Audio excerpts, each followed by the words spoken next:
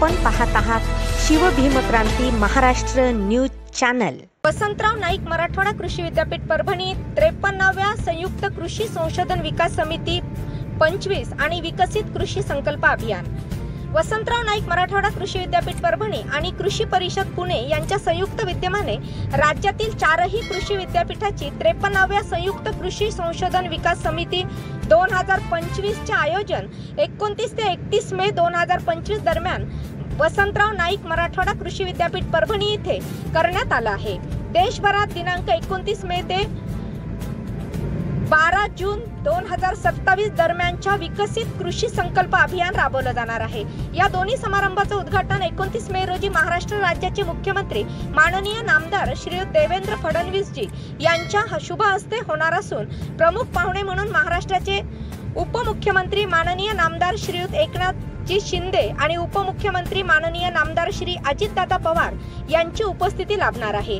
कार्यक्रमाच्या अध्यक्षस्थानी कृषी मंत्री माननीय नामदार ॲडव्होकेट माणिकरावजी कोकाटे राहणार असून कुलगुरू माननीय प्राध्यापक डॉक्टर इंद्रमणी हे स्वागताध्यक्ष आहेत।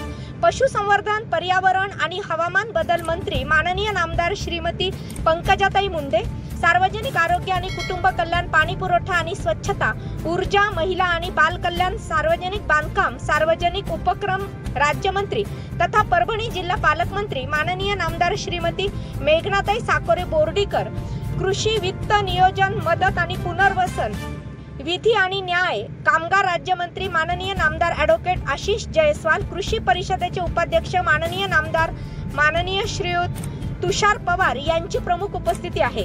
परभणी जिल्ह्यातील राज्यसभा सदस्य, लोकसभा सदस्य, विधान परिषद सदस्य, विधानसभा सदस्य आणि विद्यापीठाचे कार्यकारी परिषद सदस्य आदी मान्यवरांची यावेळी उपस्थिती राहणार आहे।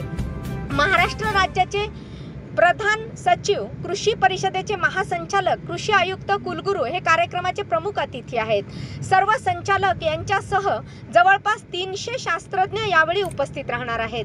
महाराष्ट्रातील कृषी विद्यापीठांनी केलेले संशोधन शेतकरी बांधवापर्यंत पोहोचवण्यासाठी महत्त्वाचा टप्पा मानल्या जाणाऱ्या बैठकीचे आयोजन दरवर्षी एका कृषी विद्यापीठात करण्यात येत असतं।